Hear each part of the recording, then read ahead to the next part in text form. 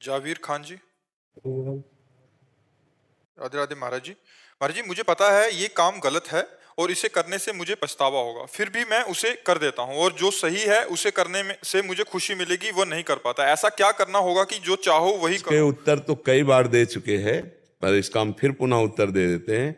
जो हम जानते हैं कि ये नहीं करना चाहिए, पर उसमें अंदर से सुख बुद्धि रहती है।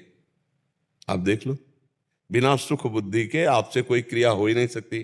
क्रिया तभी होगी, जैसे हम मानते हैं गलत है पर इसमें सुख मिलेगा, ये अंदर छुपी हुई वासना है। हम गलत नहीं करना चाहते, पर हमें वो सुख भोग की लालसा हमसे गलत कराती है। वो खान पान कोई भी क्रिया हो, जो भी क्रिया होगी उसमें आंतरिक उसमें सुख मिलेगा, ये आंतरिक हमारे बैठा हुआ है। अब इस आंतरिक बैठे हुए अज्ञान को हटाने के लिए हमें ज्ञान की जरूरत है, और वो होगा भगवान के प्रेमी जनों के वचन सुनो और नाम जप करो। जैसे हम जानते हैं कि सुख की वास्तविक भगवत मार्ग की क्रिया है, ये हम कर लें तो बहुत लाभ मिलेगा, पर हमारा मन नहीं कहता, और ये नहीं करना चाहिए, इससे हानि होगी, पर हमारा मन कहता है, तो गलत है।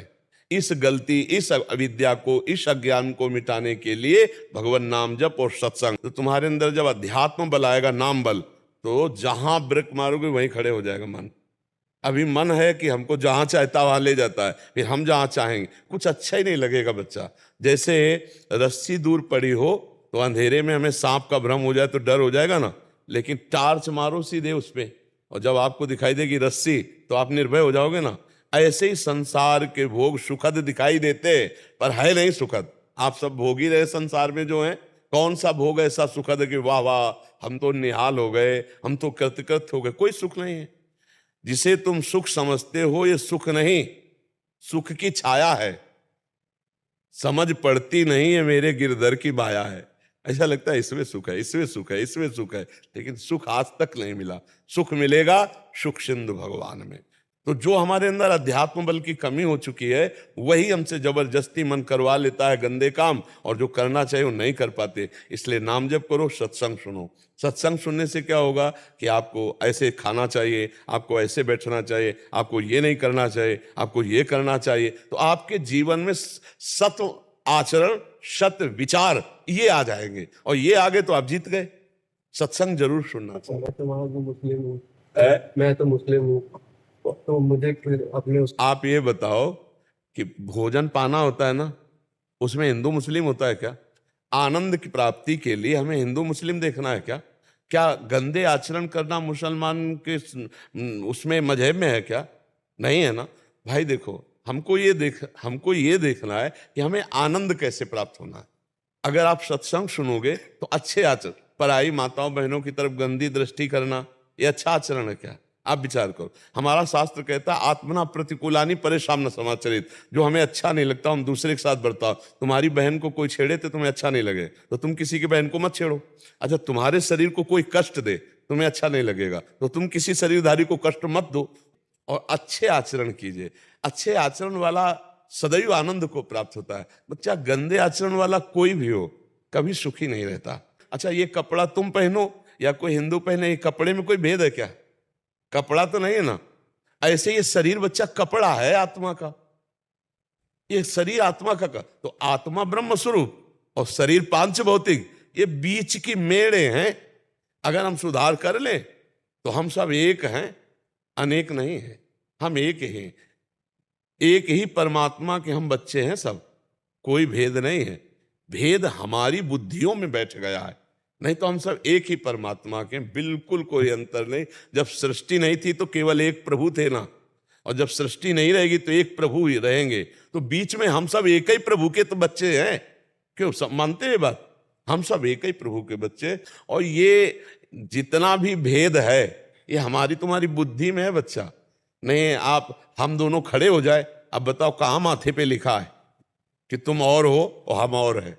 वही खून, वही त्वचा, वही रक्त, और वही भगवान के अंश तुम, वही भगवान का अंश। कोई अंतर नहीं। अंतर केवल दिमाग में हमारे पड़ गया है, और दिमाग में भर दिया जाता है। जैसे हम नए नए बच्चे हैं, अब कोमल हृदय है, अब इनको विरोध भावना से भर दिया जाए तो इनके अंदर विरोध भाव आ जाएगा। इनके अंदर सम भाव भर दिया जाए तो समता को प्राप्त हो जाएंगे।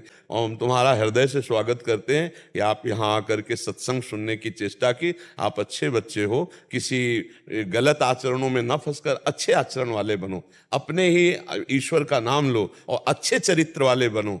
तो कभी किसी का बुरा मत करो, कभी किसी की हिंसा मत करो, नाम जप करो, अच्छे आचरण वाले बनो। ठीक है ना? महाराज जी को छक्के नाम जब नहीं हो पा रहा है, हाँ, 1,00,000 का सोच रहा हूँ लेकिन 60,000 से ऊपर नहीं बढ़ पाया। 60 धीरे धीरे धीरे धीरे धीरे धीरे ऐसे ऐसे साधक हैं जो कहे मतलब एक ही दिन में 3 लाख नाम भी। हाँ, वो हो ही नहीं पा रहा है महाराज जी। सुबह 4 बजे से शुरू। धीरे धीरे धीरे और इसको जब बराबर करना होता है ना, तो चलते फिरते उठते बैठते काम समय धंधा। महाराज जी हर समय करते हाँ, हैं। जैसे तुम कह रहे हो ना कि छक के भजन करने को नहीं मिलता, ऐसे ही हमको भी पीड़ा है कि अभी जैसा भजन होना चाहिए वैसा नहीं हो रहा। और ऐसा किसी से भी पूछोगे तो ये, क्योंकि वो अनंत है, तो वो अनंत को हम अपने समाहित करना चाहते हैं, तो कैसे कर सकते? समुद्र को कैसे समाहित कर सकते? वो अनंत ज्ञान समुद्र है तो भी हम अधूरे, वो प्रेम समुद्र है तो हम अधूरे, वो इतना आनंद समुद्र है कि हम अधूरे ही रहेंगे, हम अधूरे ही रहेंगे। कितना भी पान करे हमारी प्यास नहीं बुझेगी, कितना भी हम भजन करें हमारी भजन जागर तृप्ति हो गई तो कोई अपराध बन गया। अगर ये हुआ कि भाई बहुत भजन हो गया, अब इसका मतलब कोई गलती हो गई। अगर गलती नहीं होगी तो यही प्यास बढ़ती चली जाएगी और यही रुलाने लगेगी। रोज शाम को रोना आता है महाराज जी कि कम हुआ, आज भी कम हुआ। हाँ, पर ये किसी से कहना नहीं। पिताजी मेरे हैं महाराज जी, वो नाम जप करते हैं, बताते हैं बड़ी जल्दी नींद आ जाती है। उनका भी एक प्रश्न था ये। हम नाम से पहले तमोगुण नष्ट हो तब बात पहले तो नींद तो आ ही जाएगी। नाम तमोगुण को नष्ट कर देता है। तो नींद तब तक रहती है जब तक तमोगुण रहता है, और जब भजन के प्रभाव से तमोगुण कम होने लगता है तो फिर नींद अपने आप, रात्रि में उठकर चोरी चोरी भजन करने का मन होता है कि सब सो रहे हैं, हम थोड़ा 1 घंटा और जब कर लेते हैं फिर हम आराम कर लेंगे। जैसे गरीब आदमी ओवर टाइम नहीं कि यार 1 घंटा कर लेते 20 रुपया मिल जाते हैं, ऐसे मन भजन में जब लगता है ना तो कम सोना होने लगता है। नहीं खान पान ते भावे है, नहीं कोमल बसंत सुहावे है, सब विषय लगे ते खारा है, हरि आशिक का मग्न। बड़े भाग्यशाली बच्चा, जीवन सुधर गया। खूब नाम जप करो, बहुत गंभीरता से व्यवहार में सावधानी रखो। अरविंद कुमार द्विवेदी जी, प्रयागराज से। प्रणाम महाराज। महाराज जी राधे राधे। महाराज जी, सोशल मीडिया के इस दौर में युवाओं एवं बच्चों पर होने वाले पश्चिमी सभ्यता के संस्कृति के दुष्प्रभाव को कैसे रोका जा सकता है? उसके स्थान पर प्रयास तो अपने लोग यही कर रहे हैं, रोज प्रयास यही कर रहे हैं। और हफ्ता 10 दिन में एक बार तो ये चर्चा चली जाती है, बॉयफ्रेंड गर्लफ्रेंड और लिव इन रिलेशन, की भाई ये बहुत बड़ा जहर है। हमारे देश में जहर बहुत मिठास से फैल रहा है। इसे जहर को जहर नहीं माना जा रहा, मिठास से फैल रहा है और इससे बहुत बड़ी हानि हो रही है।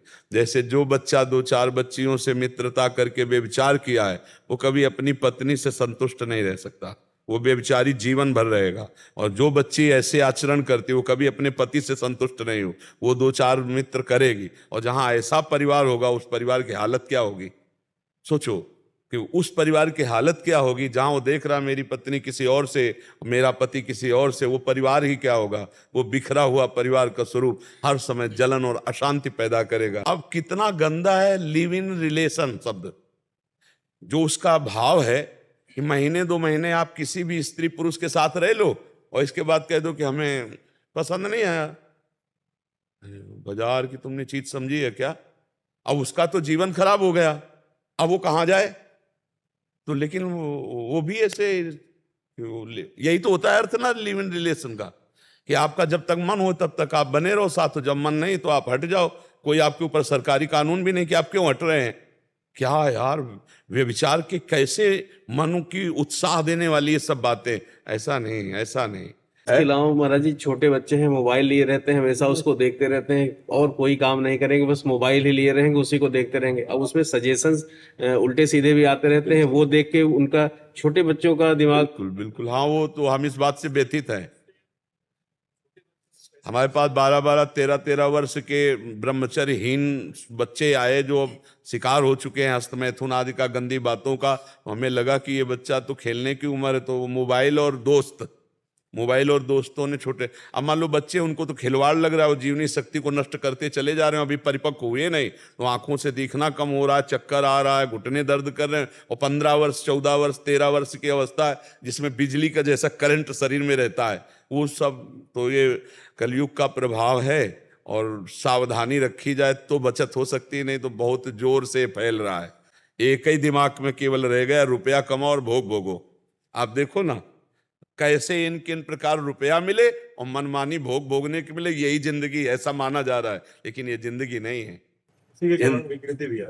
इसी के कारण विकृति भी है। विकृति भी है। हाँ, वो कल जहां आप बैठे वहीं एक बैठे थे, उनको डिप्रेशन था, वो कह रहे थे हमें डिप्रेशन है, हम बहुत दवाइयां ले रहे, ठीक नहीं हो रहे। हम कहा आचरण ठीक नहीं करोगे तो आपका मन ही आपको डिप्रेशन का मतलब मानसिक दंड, व्यर्थ का चिंतन, व्यर्थ की कल्पना, व्यर्थ की घबराहट, व्यर्थ का भय, यही तो डिप्रेशन है ना। तो व्यर्थ का चिंतन होने का अवसर दिया, आपने गलत आचरण किए, तो इसीलिए आपकी स्थिति। आज से शुरू करो राधा राधा, आज से शुरू करो आप कि अब लो नशानी अब ना नशे हो, और अभी आपका डिप्रेशन ना दूर हो जाए तो बताना। उसे कहा पहली बात स्वीकार कर, तेरे को डिप्रेशन नहीं। हमको बोल डिप्रेशन है, बोले नहीं। हम कहा तेरे को डिप्रेशन, क्योंकि स्वीकृति से होता है।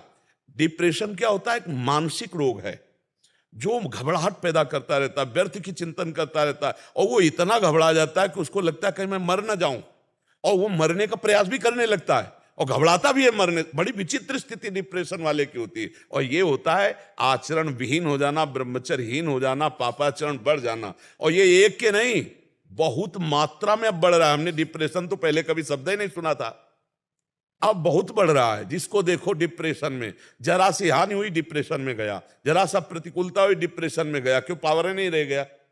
ब्रह्मचर्य को कुछ समझा नहीं जाता, खान पान पवित्र नहीं है, आचरण पवित्र नहीं है, तो मन डिप्रेशन में नहीं जाएगा और क्या करेगा। और अभी सही ढंग से चलो तो भारी से भारी दुख में कोई डिप्रेशन नहीं छू पाएगा। आचरण पवित्र कर लो, आहार पवित्र कर लो, विचार पवित्र कर लो, और डिप्रेशन खत्म न हो जाए तो हमें बता देना, किसी दवा की जरूरत नहीं है। अगर आपका आचरण खराब है, आपका आहार खराब है, और तो फिर विचार भी दूषित है, तो डिप्रेशन की दवा खाते रहो आप, लेकिन आप डिप्रेशन से रहित नहीं हो पाएंगे। भगवान नाम जप, भगवान नाम का जितना जप करोगे आप, दूसरों का डिप्रेशन ठीक कर दोगे। जपो तो राधा राधा राधा, इसी में आनंद। गलती से मेरी गाड़ी के नीचे गांव का बच्चा आगे बढ़ गया, तो वो मुझे किसी ब्राह्मण जी ने बताया कि आप हरिद्वार जाओ, उनकी गति करवाओ, क्रिया करवाओ। बट आज भी वो मुझे लगता है कि वो पाप है, वो भी हटा नहीं है कभी मेरे से। नहीं बच्चा, इसमें यह देखना है कि गाय के उस बच्चे पर आपने स्वयं चढ़ा दिया या अचानक आके वो गलती से चढ़ गया, पता भी नहीं लगा। और मतलब मैं गाड़ी पे जा रहा था और एकदम लेफ्ट में हमें दिखी नहीं, उस पर गाड़ी चढ़ गई। मतलब वो दौड़ के आया? बैठी थी वो, बैठी हुई थी। तो आपकी असावधानी रही। इसे, हाँ, इसे असावधानी कहा जाएगा, क्योंकि वो है अपराध। अगर मतलब हम जा रहे हैं रफ्तार से, अचानक कोई जीव आ जाता है तो हम कंट्रोल नहीं कर पाए, तो उसमें अपराध नहीं। लेकिन वो बैठा हुआ है तो हम इधर उधर ताक झांक क्यों किए? हमको अपने लक्ष्य पर ध्यान रखना चाहिए। तो चूक से जो चढ़ गए तो इसे अपराध कहते हैं। वही अपराध आपको जलन प्रदान कर रहा है। तो अगर हमारी राय से उस अपराध का मोचन श्रीमद् भागवत है। अगर संस्कृत का कोई विद्वान 7 दिन नियम पूर्वक भागवत का पाठ करके और उस जीवात्मा को दे दिया है, तो देख लेना आपके हृदय में एकदम खत्म हो जाए। मन में बहुत शांति रहती है। अभी श्री जी बिल्कुल उसके लिए सच्चा उपाय हम तुम्हें बता रहे हैं, सच्चा उपाय। ये गलती है, ये अपराध है, क्योंकि आपके द्वारा हुआ है। अब आप इतने दिनों से जल रहे हो, तो यहाँ आकर प्रश्न किया तो उसका उत्तर है श्रीमद् भागवत का साप्ताहिकी पुराण का जो पाठ है, किसी विद्वान से कराइए और उसका फल उस जीव को दे दीजिए। उसको भेंट देना पड़ेगा, जो आचार्य पाठ करेगा पर्याप्त भेंट देना चाहिए, जिससे उसको संतुष्टता हो जाए, क्योंकि 18,000 श्लोक 7 दिन में वो बोलेगा। ये तो गौ हत्या है, बहुत भारी अपराध है, ये तो चैन नहीं लेने देगा। ये तो चैन लिए अभी नहीं लेने देता श्री जी। फिर भी 5-7 दिन में हमें वृंदावन बुला लेते हैं, पर फिर भी मन में कहीं ना कहीं अशांति। हाँ, अभी मतलब भगवत आश्रय लियो इसलिए, नहीं तो बहुत गड़बड़ कर सकता है। ब्रह्म हत्या, गौ हत्या, ये बहुत खतरनाक अपराध है। तो इसका मार्जन कर डालो फटाक से, किसी भागवत पर जो संस्कृत में उनसे करवा के उस जीवात्मा को दे दो, ठीक है। रामवती चौहान जी आगरा से। राधे राधे महाराज जी। महाराज जी, मेरे गुरुदेव ने मुझे बताया था कि कृष्णाय वासुदेवाय जब हम किसी और के लिए करते हैं तो उसमें उनका नाम लेकर कर सकते हैं। जैसे कृष्णाय वासुदेवाय हरे परमात्मने प्रणत क्लेश मेरे पुत्र की नाशाय गोविंदाय नमो नमः। अरे पुत्र की लाश है? गलत गलत, बिल्कुल गलत। पहले पूरा मंत्र शुद्ध बोलो, उसका भाव ऐसे नहीं होता। कृष्णाय वासुदेवाय हरये परमात्मने प्रणत क्लेश नाशाय गोविंदाय नमो नमः। अभी हम जो 108 500 जितना जप किए, इसके बाद आखिरी में प्रणाम करके कहा, हे प्रभु, ये जो मंत्र हम बोला इसका जो फल है वो मैं अपने पुत्र को प्रदान करते हैं। ऐसे दिया है तो मंत्र में थोड़ी वो गलत अर्थ निकल जाएगा। ऐसे थोड़ी, मंत्र के बीच में एक भी मात्रा नहीं बढ़ा सकते, एक भी नहीं घटा सकते। समझ पाए आप?